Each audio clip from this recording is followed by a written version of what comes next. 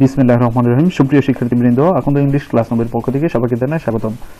Modifiers practice ক্লাসের তৃতীয় পর্বে আমি এসএমএস সাদা এখন আছি তোমাদের সাথে। ইতিপূর্বে আমরা দুইটা ক্লাস কমপ্লিট করেছি। প্রথম ক্লাসটিতে ছিল মডিফায়ারের শর্টকাট রুলস, দ্বিতীয় পর্বে ছিল সেন্টেন্স আকারে আমরা কিভাবে আনসার করব মডিফায়ার্স। এখন তৃতীয় পর্বে আলোচনা করছি প্রশ্নপত্রের ধরন অনুসারে, অর্থাৎ প্রশ্নপত্রে যেভাবে থাকবে ঠিক সেভাবে আমরা এখানে টেক্সট অনুসারে আনসার করব। চলে যাচ্ছি মূল পর্বে। Read the text and use modifiers. অনুচ্ছেদটি পড়ো এবং মডিফায়ার্স ব্যবহার করো as directed in the blanks, অর্থাৎ শূন্যস্থানের নির্দেশনা অনুসারে আনসার করার কথা বলছে। দেখি এখানে কি আছে আমরা। ওয়ান ডে রবার্ট বুশ, একদিন রবার্ট বুশ। আচ্ছা, আমরা রবার্ট বুশ সম্পর্কে তো অনেকেই জানি। রবার্ট বুশ কে ছিলেন বা কোথাকার রাজা ছিলেন? রবার্ট বুশ ছিলেন স্কটল্যান্ডের রাজা, দ্য কিং অফ স্কটল্যান্ড। এখানে কি বলছে দেখি আমরা।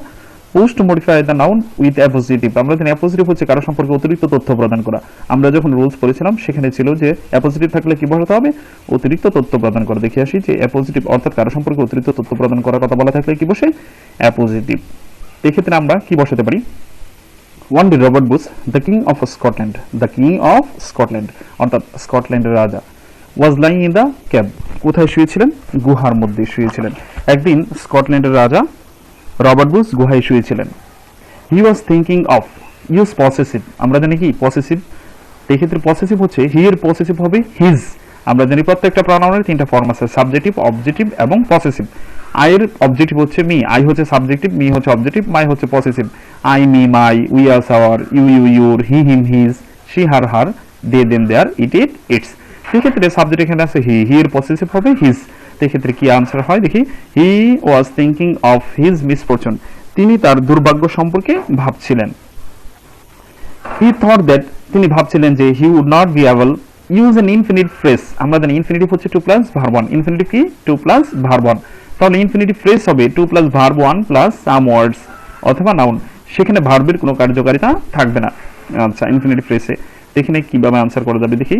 হি থট দ্যাট, তিনি ভাবছিলেন যে he would not be able to regain his lost kingdom, able to regain his lost kingdom অথবা টু ওভারকাম দ্য সিচুয়েশন, অথবা টু ওভারকাম দ্য সিচুয়েশন বসানো যাবে, to regain his lost kingdom বসানো যাবে, to regain his kingdom বসানো যাবে। তাহলে পুরোপুরি অর্থটা কি দাঁড়ায় দেখি আমরা। পুরোপুরি অর্থটা দাঁড়াবে হি থট দ্যাট, তিনি ভাবছিলেন যে he would not be able to, তিনি সক্ষম হবেন না, to regain his lost kingdom, তিনি ভাবছিলেন যে তিনি তার রাজ্য পুনরুদ্ধার করতে সক্ষম হবেন না। তিনি কি ভাবছিলেন? যে তিনি ভাবছিলেন যে তার রাজ্য পুনরুদ্ধার করতে সক্ষম হবেন না। আচ্ছা, তাহলে আমরা এখানে কয়টা বসাতে পারবো? যে কোনো একটা বসালে আনসার হবে two regain his lost kingdom অথবা টু রিগেইন হিজ কিংডম অথবা to overcome the situation. Suddenly he saw A spider, হঠাৎ তিনি একটা মাকড়সা দেখলেন। Post modify the verb with a prepositional or an adverbial of place. এখানে বলছে আমরা জানি যে প্রিপোজিশনাল ফ্রেজ হচ্ছে আগে একটা প্রিপোজিশন থাকবে, তারপর একটা নাউন থাকবে, তারপর একটা প্রিপোজিশন থাকবে, অর্থাৎ একটা নাউনের আগে এবং পরে প্রিপোজিশন থাকবে, সেটাই হচ্ছে প্রিপোজিশনাল ফ্রেজ। আমরা এখানে দেখে আসি যে প্রিপোজিশনাল ফ্রেজটা কি। প্রিপোজিশনাল ফ্রেজ শব্দের পূর্বে এবং পরে প্রিপোজিশনাল ফ্রেজ যুক্ত হয়, প্রিপোজিশনাল ফ্রেজ গঠিত হয়, অর্থাৎ শব্দের পূর্বে একটা প্রিপোজিশন যুক্ত হয়ে, শব্দের পূর্বে একটা প্রিপোজিশন যুক্ত হয়ে এবং শব্দের পরে একটা প্রিপোজিশন যুক্ত হয়ে কি গঠিত হয়? প্রিপোজিশনাল ফ্রেজ গঠিত হয়। I helped him in honour of his work. এখানে অনার নাউন হিসেবে ব্যবহৃত হয়েছে। আমরা জানি দুই প্রিপোজিশনের মাঝে সাধারণত নাউন বসে, আগে তাই প্রিপোজিশন ইন, এরপরে প্রিপোজিশন অফ। দুই প্রিপোজিশনের মাঝে কি বসে? নাউন বসে। তো এই ক্ষেত্রে এখানে যেটা আনসার করেছি আমরা, সাডেনলি হি স এ স্পাইডার, প্রিপোজিশনাল ফ্রেজ অথবা বসাতে পারবো an adverbial of place. Place হচ্ছে জায়গার নাম। ইন হিজ ক্যাব, যদি আমরা বসাই যে ইন হিজ ক্যাব অথবা ইন দ্য ক্যাব, ক্যাব অর্থ হচ্ছে গুহা। সাডেনলি হি স এ স্পাইডার, হঠাৎ তিনি একটা মাকড়সা দেখলেন। ইন হিজ ক্যাব, তার গুহার মধ্যে, অথবা ইন দ্য ক্যাব, গুহার মধ্যে। তাহলে আমরা যদি অ্যান অ্যাডভার্বিয়াল অফ প্লেস হিসেবে বসাই তাহলে ইন দ্য ক্যাব অথবা ইন হিজ ক্যাব সঠিক উত্তর হবে। দুইটার যে কোনো একটা বসানো যাবে। তারপরে আছে the spider was trying to reach, মাকড়সা চেষ্টা করতেছিল টু রিচ, পৌঁছাতে। কোথায় পৌঁছাতে? Use determiner to premodify the noun. Use determiner, আমরা জানি ডিটারমাইনার কি, দেখে আসি যে ডিটারমাইনারটা আসলে কি। ডিটারমাইনার থাকলে বাক্যের ধরন অনুসারে মেনি, মাছ, আদার, আর্টিকেল, অ্যাডজেক্টিভ বসে। কি কি বসে? মেনি, মাছ, আদার, আর্টিকেল হিসেবে এনডি যেটা সেন্টেন্স অনুসারে আসবে সেটাই বসাতে হবে, তারপর অ্যাডজেক্টিভ বসতে পারে। সেই ক্ষেত্রে আমরা এখানে কি বসাতে পারবো দেখি। দেখা যাচ্ছে কি সিলিং এর পর অফ আছে, একটা জিনিস এখানে রাখবা, সেটা তোমাদের আর্টিকেলের ক্ষেত্রে কাজে লাগবে। Common noun, abstract noun, uncountable নাউনের পরে যদি প্রিপোজিশন অফ থাকে তাহলে আর্টিকেল কি বসে? দি বসে। তাহলে আমরা এখানে কি বসাতে পারি দেখি। The spider was trying to reach the ceiling of the cave. অর্থাৎ মাকড়সাটি চেষ্টা করছিল কোথায় পৌঁছাতে, টু রিচ পৌঁছাতে, the ceiling of the cave গুহার ছাদে পৌঁছাতে চেষ্টা করতেছিল। Next, it almost got the point, use quantifier to premodify the noun. Quality অর্থ হচ্ছে মান, কোয়ান্টিটি অর্থ হচ্ছে পরিমাণ। তো এই ক্ষেত্রে কোয়ান্টিফায়ার হিসেবে কি কি বসে, আমরা পূর্বের ক্লাসে অর্থাৎ প্রথম ক্লাসটাতে যেখানে আমরা শর্টকাট রুলস আলোচনা করছি সেখানে কোয়ান্টিফায়ার সম্পর্কে দেওয়া আছে। তারপরে আবার দেখে আসি যে কোয়ান্টিফায়ারটা আসলে কি। কোয়ান্টিফায়ার থাকলে 1 2 3 4 5 many, much, some, little, a little, few, a few, a great deal of, a large amount of, a large quantity of, অথবা এনাফ বসতে পারে। দেখি আমরা এখানে সেন্টেন্সের ধরন অনুসারে যে কোনো একটা শব্দ এখানে বসানো যেতে পারে। It almost got the point, use quantifier, তাহলে বসাই আমরা কি বসানো যেতে পারে, 5 টাইমস, মেনি টাইমস, আর কি বসানো যেতে পারে, সেভারাল টাইমস, কতকবার, আর কি বসানো যেতে পারে। তাহলে আমরা এখানে এই তিনটা শব্দের যে কোনো একটা বসিয়ে নিই, যে মেনি টাইমস, সেভারাল টাইমস। সে কয়েকবার প্রায় নির্দিষ্ট স্থানে পৌঁছে গেল। It almost got the point many times অথবা সেভারাল টাইমস। সে কয়েকবার তার নির্দিষ্ট স্থানে সে কি পৌঁছে গেল, প্রায় নির্দিষ্ট স্থানে পৌঁছে গেল, বাট কিন্তু fail down at the last moment, কিন্তু শেষ মুহূর্তে পড়ে গেল। কিন্তু শেষ মুহূর্তে কি হলো, পড়ে গেল। তাহলে এখানে আমরা কোয়ান্টিফায়ার হিসেবে কি বসাতে পারবো, 6 টাইমস বসাতে পারবো, এখানে টাইমস আছে 6 বসাতে পারবো। তারপরে সেভারাল বসাতে পারবো, সেভারাল হচ্ছে কতক বা গুটি কয়েক। তারপরে মেনি বসাতে পারবো, যে কোনো একটা শব্দ বসালেই আনসার হবে। It did not lose hope, এটা আশাহত হয়নি বা আশা ছাড়েনি। ইট ওয়াজ ট্রাইং, এটা চেষ্টা করতেছিল। Post modify the verb with an adverb, আমরা জানি পোস্ট অর্থে কি পরে, কিসের পরে, পোস্ট মডিফাই দ্য ভার্ব, তাহলে ভার্বের পরে। আমরা জানি ভার্বের পরে কি বসে, অ্যাডভার্ব বসে। আমরা জানি ভার্বের আগে অ্যাডভার্ব বসে, ভার্বের পরেও অ্যাডভার্ব বসে। সেক্ষেত্রে আমরা এখানে আনসার করবো কি, ভার্বের আগে যেহেতু অ্যাডভার্ব, পরে অ্যাডভার্ব। একটা জিনিস খেয়াল রাখবা, খারাপ মানুষের আগে হাঁটলেও সমস্যা, পিছনে হাঁটলেও সমস্যা। যেহেতু এখানে ভার্বের কথা বলছে, পোস্ট মানে পরে, ভার্বের পরে, তাহলে আমরা জানি ভার্বের পরে অ্যাডভার্ব বসে, ভার্বের আগেও অ্যাডভার্ব বসে। তো এই ক্ষেত্রে আমরা এখানে কি বসাবো, অ্যাডভার্ব বসাবো। আচ্ছা, ইট ওয়াজ ট্রাইং কন্টিনিউয়াসলি, এটা চলমানভাবে চেষ্টা করে যাচ্ছিল। রিলেন্টলেসলি, অর্থাৎ কিভাবে সে অবিরামভাবে চেষ্টা করছিল, আর কি বসানো যেতে পারে, কোর্ডিয়ালি, আন্তরিকভাবে সে চেষ্টা করছিল। এখানে একটা অ্যাডভার্ব বসাতে হবে।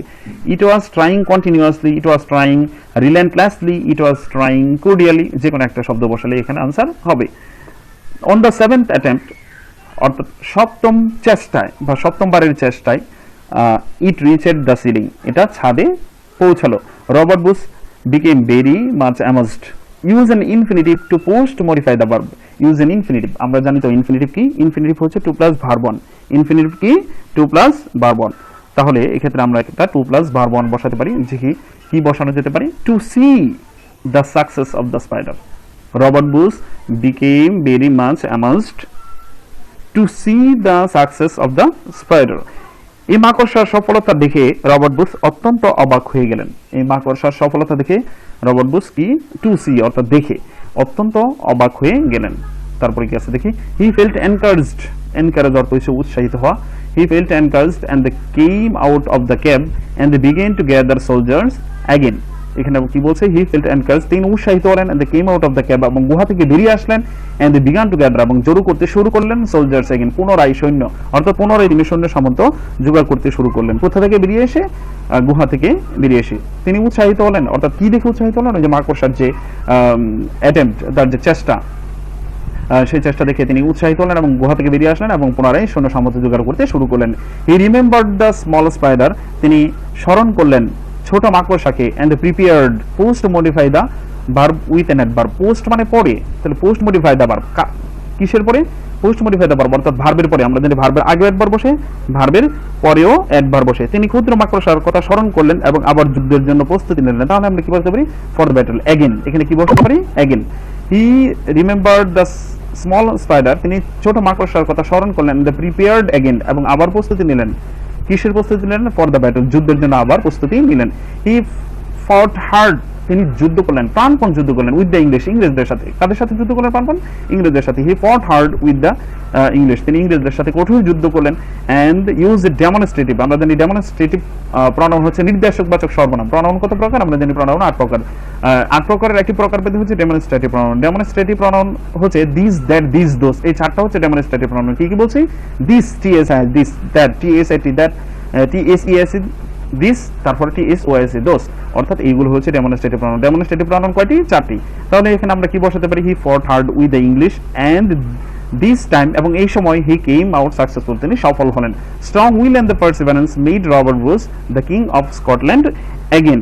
এখানে কি বলছে? প্রবল ইচ্ছাশক্তি এবং অধ্যবসায়ের জন্য রবার্ট ব্রুস পুনরায় স্কটল্যান্ডের রাজা হলেন। ধন্যবাদ সকলকে সাথে থাকার জন্য। পরবর্তীতে যে ক্লাসটা আছে সেটি তোমাদের জন্য দেওয়া আছে, তোমরা বাসায় সেটা প্র্যাকটিস করবে, তারপরে কমেন্ট বক্সে জানিয়ে দিতে পারো যে এটা উত্তরগুলো। একটা জিনিস খেয়াল রাখবে যে এখানে একের অর্থাৎ একটা প্রশ্নের উত্তর একের অধিক উত্তর হতে পারে, একটা প্রশ্নের উত্তর একের অধিক হতে পারে, একটা নাউনের জায়গায় একাধিক নাউন হতে পারে, একটা অ্যাডজেক্টিভের জায়গায় একাধিক অ্যাডজেক্টিভ হতে পারে, অ্যাডভার্ব হতে পারে, অ্যাডভার্বের জায়গা। অর্থাৎ এখানে লক্ষণীয় বিষয় যে তোমরা আশাহত হবে না, যে তোমরা এটা নিয়ে চিন্তা ভাবনা করার কোনো কারণেই, যে এখানে আমাদেরকে দেখতে হবে যে একের অধিক উত্তর হতে পারে। এতে এক্ষেত্রে তোমরা কমেন্ট বক্সে জানিয়ে দেবে, পরবর্তীতে আমি তোমাদের সাথে সেটা আমি উত্তর শেয়ার করে দিব, এবং পরবর্তী ক্লাসে আমন্ত্রণ জানিয়ে এখানেই বিদায় নিচ্ছি। আল্লাহ হাফেজ।